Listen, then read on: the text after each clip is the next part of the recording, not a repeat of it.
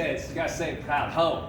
Ho. Yeah. Oh, Ho. shit. See? George No Ho. bullshit meters. You didn't want to say the ho. I didn't know. It's all good. I didn't It's know all it was good. ho. I would have It's all gladly good. said it. You saw a lot of them last ago, right? Yeah. Okay. All right, yeah. So my name is George Ho, but I'm not your average ho. All right. So when you pronounce it, people always, I'm in class, especially like first year and first day in class, always the teacher's going, I don't know, that's a good word to say. So I always say, hey, farming ho. Also ho ho, Merry Christmas, and then Eddie Murphy ho. So I gotta say loud and proud. Now my sister has a little tougher time. Right? My sister has a little tougher time. So I'm out of I am from North Carolina, but I'm in Knoxville, Tennessee now. I do co-packing. I do a lot of nutritional co-packing. I make tinctures, capsules, soft gels, all that stuff. And so this session, what I'm going to talk to you about is different things I see as a trend going on in CBD, CBG, and what's important, I believe, is that I know majority of the people in here are farming and processors, extractors. Even if you're doing a pure play in that, just because in my opinion we're in the winter right now of this cycle for cannabinoids, in my opinion you should try to develop a brand, okay? Because as you develop a brand, you can talk about your quality and what you have in your brand, you're not susceptible as much with the ups and downs of the market, right? Right now, of course, we're at the nadir of CBD prices, and I'm not even sure how if it's going to go up or go down. Some of the extractor friends I talk to in the South, I don't know as many over here in Colorado, but in the South is like they stopped doing toll splits. They just have too much distillate. We're talking about one guy, he's got like strategic reserve amount of distillate. I'm talking about 5 figures in liters in storage. Does that make sense? Waiting for more demand, right? Okay, so today is actually Happy Chinese New Year. And a proper bona fide Chinese host should not be working, okay? But my dad passed away last year. And for 6 years of my life, obviously I was with him at Chinese New Year. But I already committed, and this is like my new family now. Does that make sense? It's like the new cannabis family, all right? So Chinese New Year this year is Year of the Rat, so it's very, very fertile year to work. And also, I think it's like paying homage to my daddy Ho. We came from Taiwan, and there were 3 jobs in 1981 that all Taiwanese got from the coming United States. First is MD, PhD, he didn't qualify. Second, laundromat, he didn't want to wash any laundry. What's third? Restaurant, exactly. Okay, so he got a job and then learned how to cook and everything else like that. And then I pretty much got through all my education by bribing all the teachers with really good Chinese food because we own a Chinese restaurant and they all like me, okay? So today, if you do like Chinese food, it's a perfect day to go to a Chinese restaurant because when you go to the Chinese restaurant today, and everybody in here, you should ask for hongbao. Okay, it's like you tell them, 新年快乐, all right? That means Happy New Year, and 恭喜发财, and they have to give you money. If they don't give you money, it's bad luck, all right? So everybody in the room, you know what? You're gonna get a red envelope today, okay, from me. So you can go back right away, you can tell your friends, what's my last name again? Ho, right? This is the first time I met a Ho, and he said I was so good, I got paid, right? When's the last time you went to see a Ho and you got paid, all right? So that's Daddy Ho, and very, very appreciative of the sacrifices he and my mom made. So, as I said, I own Ingenuity. We're out of Knoxville, Tennessee, and we co-pack just a lot of different nutritional products. For over 6 years, I only got started in CBD about a year ago after the hemp bill passed. But 5 years before that, people would constantly call me, hey Ho, I need you to pack that CBD for me, man. I know you do a good job with stick packs, with beverages, tinctures, capsules, all that. Man, this is like a raging market. You need to get involved with it, right? And my answer was always, man, I just can't do that. I just can't do that. I was really scared. I was just very, very scared, reticent, right? My son, he goes to a school, a little Southern Baptist school called King's Academy. It's about maybe half a mile away from work. And everybody in there is Caucasian pretty much, okay, with blonde hair, right? So the last thing I wanted him to be handicapped with is that, and you know how kids are, they're kind of mean sometimes. Oh, your daddy's a hoe and he sells weed. Does that make sense? I didn't want that. I didn't want that, all right? But after the hemp bill passed, I just said, hey, let's get started. And I started initially attending some actually agricultural conferences. I think the IndoExpo is excellent for you to come in and start networking, all right? Just got to ask people if you want to ask about farming and extraction. There's a lot of people in this room right now. If you want to ask about, co-packing and branding, obviously after the show we can talk some more. But I went to the ag just because at a young age, understand, I did not watch Harold and Kumar enough times, all right? All I listened to is my mom and dad going, better stay off of that freaking drug stuff because you don't have to worry about the cops. We're gonna get your ancestors to hunt you for multiple freaking reincarnations to come, so stay away from that stuff, okay? So I kind of just stayed away. I didn't know, right? But I went to the ag gathering, like the Hemp Industrial Association in Knoxville, and this is 2 years ago.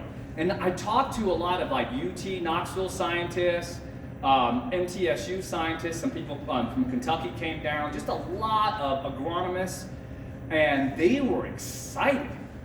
They were excited about this cash crop coming in Tennessee, obviously coming in Knoxville, same thing as you guys are, and really helping the farmers, right? Make a change for the positive. And from that day, I started just going down the rabbit hole, trying to learn more about the industry. So, when you're making a final product, I always talk about happy endings because I'm a hoe, I'm a professional, right? You got to have the proper preparation. Does that make sense? So this is what you're coming to me now. I said, hey, maybe I'm interested in getting a new product, George. What are some of the steps I should take a look at right from the get-go so I don't get disappointed at the end, right? I don't get disappointed at the end.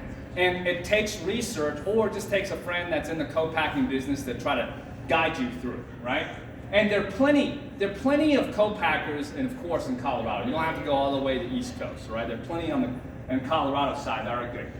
So, and CBD, and obviously in the last couple of years, if you go to Expo West in March in Anaheim, which is like the biggest health show, natural health show, oh, you can go visit her, okay, you come visit her. But it's the biggest health show. It's probably about 90, 100,000 people going to show up there, and it'll have all different type trends, and you can try to pick out what's true to you. But I've been going there for like 12 years and exhibiting over there, and I've seen cycles with like ashwagandha, with like different ginseng products, with different curcumin products, with mushroom products. And what I'm telling you is this, that just as House resolution bill that was pushed through just 2 weeks ago, I think it was 5587, they're trying to, on that bill, take CBD and move it into 21 CFR 111, which will make it a dietary supplement. Does that make sense? It's trying to give it more clarity in the marketplace, right? And this is what I suspect, I think it'll pass, but I'm not in DC. But if it passes, what I'm saying is that every single ingredient in nutrition will go through these phases of foundation, critical mass, momentum, and stability, right? Now, who's in here has been in hemp for just like 2 years or less? 2 years or less, okay. Who's in here more than 2 years? All right, a couple, right? So, the people who got into cannabis more than 2 years ago, this is like this period, right? And this period, guys, is almost like a long, long, long time ago. She's from Arizona, right? Every single time I drive, I have to drive, I miss a plane or something from Phoenix, and I got to go to Vegas. I have to drive that desolate patch. I just think, holy shit, the constitution of the settlers that had to cross this land, man, they had cojones. So the people who've been in cannabis and hemp for a long time, this is the original foundation area. But here's what I'm saying. The foundation, guys, a lot of people think, man, if I had this idea with hemp and CBD a long time ago and I got started with like Charlotte's Web, I'd be done now. But a lot of us, we didn't have the intestinal fortitude to go through all the problems. There's massive amounts of problems in the beginning of foundational periods, right? That's why the majority of the settlers and the pioneers that come west, they didn't make it. They didn't make it, okay? So now you're in a time period, in my opinion, where here on the product, it's already lifted and it's going through momentum, okay? And it's gonna go even faster as soon as we get more DC clarity and ingestibles come into play. So how do you prepare yourself? How do you prepare yourself? Because you want to be able to ride on this trend to build that brand before it hits stability. Because once you hit stability, it's the same reason why your boss is saying, you know, melons, it's just not cutting it. Because when you hit stability, it's very hard to separate yourself from the competition. So you've got to get in, whatever business you're in nutrition, you've got to get in near momentum and be able to build a brand out. That's what I'm saying. If it's only like biomass and distillate, unless you've got some type of proprietary deal or a patent or a really special genetics, but then you have to worry about people cross-pollinating and how you enforce it, right? So one of the surest ways, in my opinion, is try to get a brand out to market, right? Brand out to market, and then people will know who you are, and then you build a following, a tribe. So you're going, all right, George, that sounds really, really good, okay? So tell me some of the things I need to look at if I'm looking for a co-packer to help me with the happy ending. Does that make sense? Help me with the happy ending. So if you're dealing with dietary supplements, what you want to do is look for some simple things, okay? You're looking for NSF out of Michigan. You're looking for UL certificate, ISO certificate, SGS certificate, or at minimum, try to get like a state GMP. Does that make sense? At a state GMP. If everybody is going to tell you, I'm registered with the FDA, that's the law. You have to register for the FDA. Does that make sense? Or they say I'm GMP. That's the law too. You should be GMP, right? So the people who are trying to get into mass retailers, or they're getting into bigger internet guys, those guys are very interested in the whole systemic up and down of quality. Does that make sense? And so if you're a co-packer, then you need to get those third party, because the big retailers won't even talk to you. You can't even get into the door. Does that make sense? But in this market, because we're so new and this market is so industrious, a lot of people just get started and they start to run, right? It is not bad, but as you scale and you're looking for long-term, business. Does that make sense? It's because you got your brand on it and you really care about it long-term. These are things you're looking for dietary supplements. If you're co-packing for food, all right, the main regulation that's regulating food is GFSI, so you're looking for like BRC certification or SQF certification. And when you look at these things, of course they can show you the certificate. The good thing is that you can actually go to NSF, ISO, SGS, BRC, SQF. You go to the website, just like she is, Miss BS Meter, you can go check it out on the third party. Does that make sense? Just check it out, do a little investigation. You can visit the location too. Other certifications, that's separating the pack. Last year it was more difficult, almost like a unicorn to get really organic CBD, right? This year there are a lot more farms coming up line organic. And you know what? This is a trend that's coming out, and in my opinion, probably a year, 2 years, everybody's gonna want organic. It's just gonna be de facto of what the consumers are looking for, all right? Kosher, halal certification. And then when you're,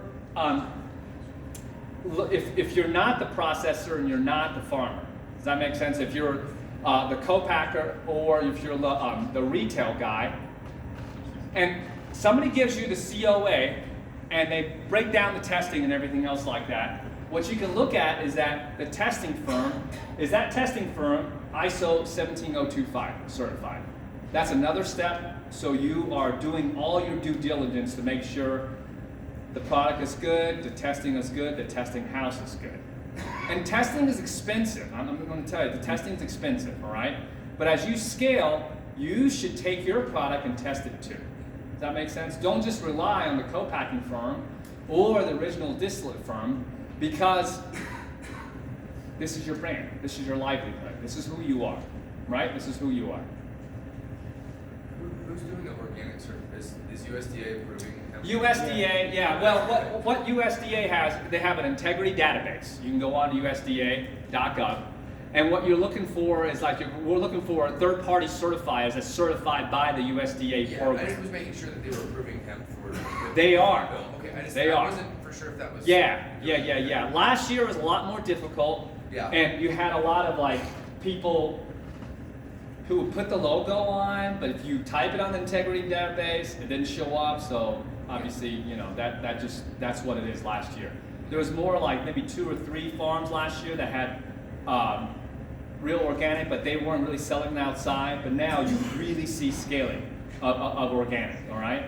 So this is what the consumers are looking for, because we all know, and farmers know this better than I do. Hemp is it remediates the earth. So if you say, hey, it remediates the earth, that's a really good sounding deal. You know what that means? It's absorbing all the bad stuff from the earth, right? It's absorbing all the bad stuff. Does that make sense? I sell a lot of ginseng. I go to Wisconsin. I don't know why Wisconsin has the best ginseng.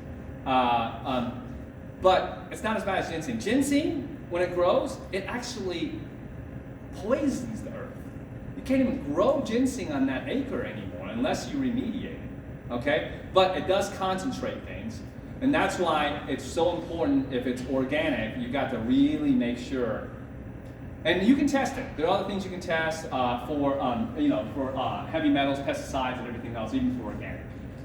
And what I'm saying to you is this: that there are a lot of testing houses getting started now, right? Especially because of the action of the USDA talking about last October, and go ahead and send out your opinions. Of course, you saw what Kentucky did. Many Department of Agricultural Commission has been complaining, as in 15-day testing at a DEA facility is it's going to be onerous for the farmers. Not everybody's in Oregon. Not everybody has only CBG genetics, right? And you saw what Kentucky did just this week. Kentucky Commission just says we're gonna go back. We're just going back and we're gonna abide by the hemp bill, 2018 hemp bill. That's what we're gonna do, right? So what I am saying to you is this: that you do have more and more testing houses getting started, but you need to see what their 17025 that is accredited for. Does that make sense? Because you got testing for cannabinoids, you got testing for heavy metals, you got testing for pesticides, you got testing for residual solvents. All those things are 17025 you got to go get accredited for. So if they only have one 17025, doesn't mean it's a happy family Chinese buffet. That's what I'm trying to tell you. All right, you got to get accredited on every single one. How do you make your CBD product unique? Because right now, if you go in there for at the expo show, you're going to see a ton of white labels, right?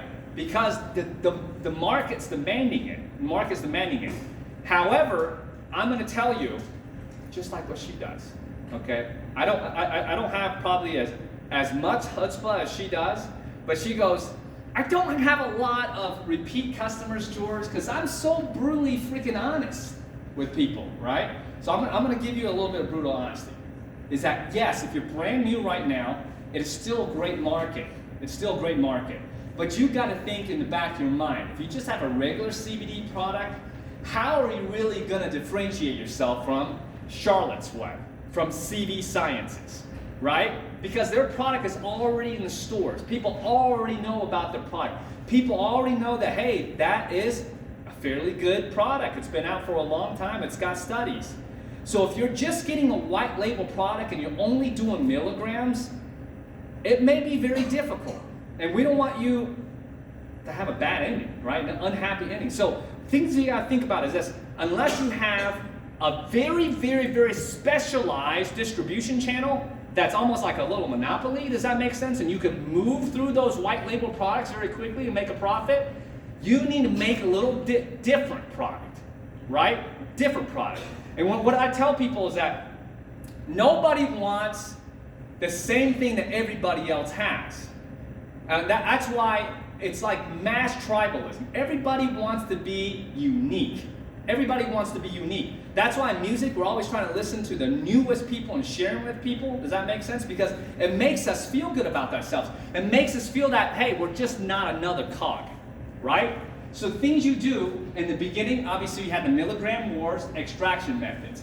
That is pretty much done, all right? Unless you got some people saying, you know, I don't use any solvents and some other stuff. That is beyond my pay grade. You probably have to ask somebody over here if that's even doable and if that's scalable, right? I don't know. 2, delivery systems. Of course, you have the regular tinctures, you have the regular topicals, you got soft gels, you got capsules, but you also have people coming out with, you know, you saw it, pillows, kinesthetic tape, people have like sprays, people have all these other different types of foods. In my opinion, you should take a look at those delivery systems. And you need to find a delivery system that you feel passionate about. You feel passionate about. Because as you get started right now, we're already starting a little behind. I'm not saying you're late. So how do you differentiate is that the consumer is looking for transparency. So somebody in the organization has to have an extraordinarily different story. Does that make sense? Different story. So the different story needs to come with something from your heart, something that CBD or other cannabinoids help with, and different delivery system. And that's my opinion. Does that make sense? And that's something that somebody cannot take away from you. From science. You know, science is great, okay? But if you say, hey, you know, I use this cannabinoid, I use this delivery system, I've been maybe blended it with a couple other herbals, it's helped for me, it's helped my mama hoe, or helped my daddy hoe, or whoever it's helped out. That's something that the consumers are looking for, because all consumers are looking for tribalism and they're looking for connection. They're looking for connection. You're not going to get everybody. Please don't think, George, I'm going to sell to everybody in the world. Guess what? We had the best Chinese food restaurant in Chapel Hill, North Carolina. I couldn't get everybody to come in. Okay, even though Daddy Hill had really, really good Chinese food. Not everybody's down for Chinese food. I don't know what the hell why. All right, but in my opinion, also look for function-specific stuff. So what does that mean for function-specific? You go to Amazon.com, you look at some of the herbals they have, you go to GNC, you go to VitaCost. Who in here takes any type of nutritional supplements? Anybody? Couple? Okay, great. So you are going after function-specific. Why? Let's say this House bill passed, right? And then it gets to McConnell passes that, and then of course Trump signs it and it becomes a bill. Then that means green light for all ingestibles. And you're going, that's fantastic. That means that I'm going to get my product in every single store and all these other locations. And I'm going to tell you, some expos I'm going to, I'm already talking to the big retailers. Costco wants this, Walgreens wants this, CVS wants this, Kroger wants this. They all want this already. Does that make sense? They all want it already, right? And they most likely want it from a dominant brand that's already out in the marketplace. They're not going to want it from you. And then what does that also mean? It means that you need to realize that Costco, look at them. Who shops in Costco here? Right? Good. You know why? It's 12.1% margins they have here. Trader Joe's is going to come in. Aldi's going to come in. They're even more cutthroat than Costco. And Bezos is the most cutthroat of them all. Right? Because he didn't even have to freaking make a profit. Because his stock keeps going up. Right? He's going to freaking Mars. So he says that your margin is my opportunity. So if you take anything at all from this hoe today, is that if you're going to come out with a brand, make it a little different. Does that make sense? And start with a tribe that you can be passionate with and connect with and be truthful with, and build that tribe of 100. Build that tribe of 1,000. Build that tribe of 10,000. And then as your tribe gets stronger and you got stronger repeat business within that specific function, then you can start expanding and getting into some generic products if you want, right? But in my opinion, there's a book out there called Blue Ocean Strategy. Okay, I'm from North Carolina. When I was growing up, in the beaches, we had red tide. Why? Because we have a big pork industry in North Carolina. I think we're the biggest pork guys out there, okay? And ain't no wrong with pork, because I'm Chinese, and Chinese people love to eat some pork, all right? But that's a whole nother point. So red tide, who wants to be in the red tide? Do I have some more time? Oh, yeah. Okay. Is red tide good or bad? Freaking bad. All right? Red tide in this industry means that everybody's competing on the same thing. When everybody's competing on the same thing, it drives the profit margins down. Why do you want to enter in that type of warfare? It makes no darn sense. So blue ocean is being different. It's being different. All right? Packaging. Packaging. Look at different things for packaging. One of the products that we have right now is the first time I built my own brand. It's called Myco Sativa. If you want to look at Myco Sativa, I don't know why I didn't bring a package. It looks very, very different. It looks very, very different, all right? How I propose you do is this. Majority of the packaging out in the marketplace is fairly same. If you go to Sephora, all right, or if you go to some high-end cosmetic shop, just understand all of their packaging, woo, so sweet. Does that make sense? Think about if that matches your brand. Does that make sense? So then that's how you can be different. That's how you can be different, all right? Minor cannabinoids and terpenes. She's gonna be talking about terpenes, I think, tomorrow. So definitely go over there. Everybody's talking about CBD, but CBD prices from when I got started right after hemp bill was like $10,000 a kilo. Now, guys, and because I'm a halfway well-known hoe now, okay, I'm like, everybody on LinkedIn is all trying to hit me with like pricing, and it just keeps going down. So it's like $1,000, or some people even going lower. All right, so I mean, I feel really bad on the farmer side. Does that make sense? Because you plan for this and it keeps going down. So what's the next CBD? You already know, CBG, and all the other minor cannabinoids coming online. But don't forget, this plant is really a holistic miracle. And there are a lot of studies on terpenes, like beta-caryophyllines, and obviously uptake on CB2 receptors, but also the flavonoids.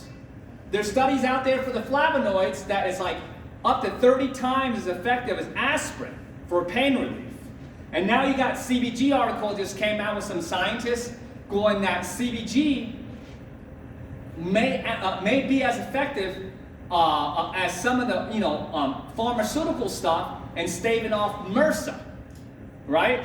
So we text her right after MRSA, and it does. And so this plant, same thing we saw in the beginning of the year with the Italian scientists coming out and saying that there's THCP, CBDP, and they're saying that's 30 times more bioactive than the regular counterpart.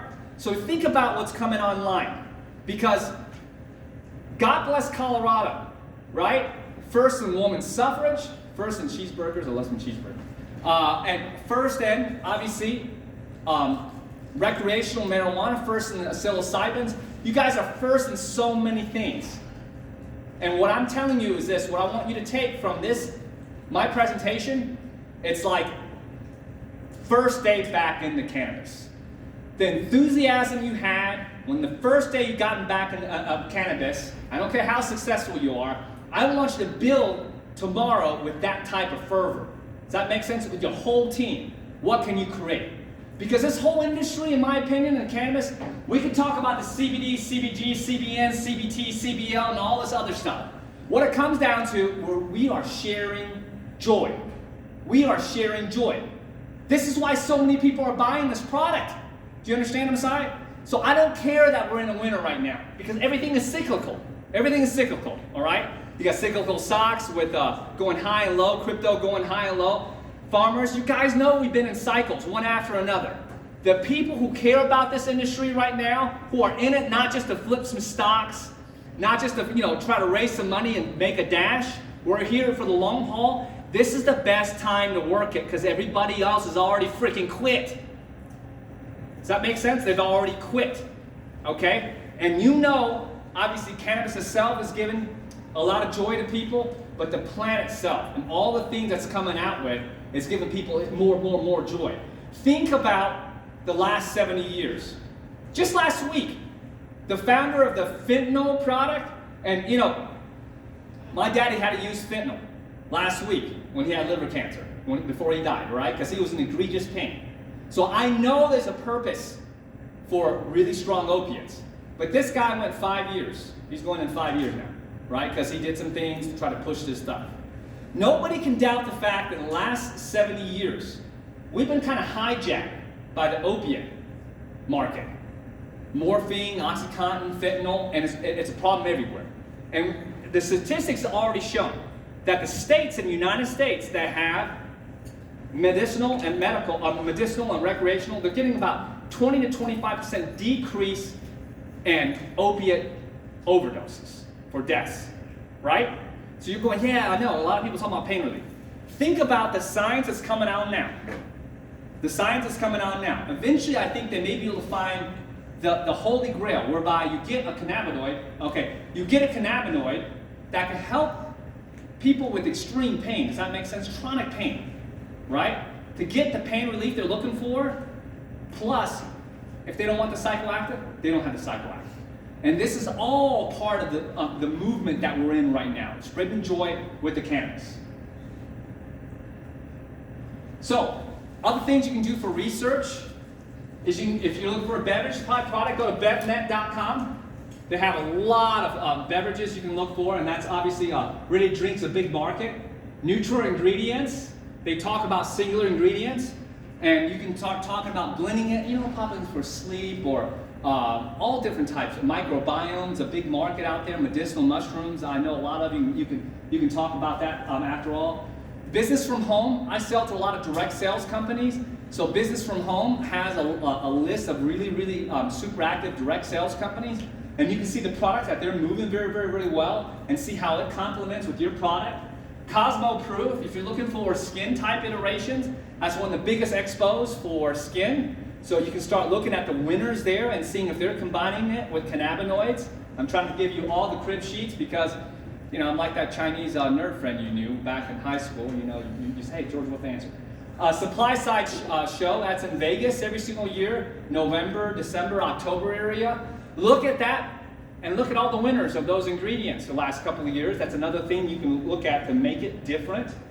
Expo West, as I said, that's the biggest B2B, also B2C show. If you can make it out to California, bring your family out there, go see Mickey Mouse, and also figure out the brand that you see. That's great, because the majority of the brands over there, they're not using cannabinoids right now. What's preventing you of emulating that and making it a little better? Consumer Labs, another one. As I said, state and local ag meetups. And then you can find me on LinkedIn, George Ho, or you can also email me. That's my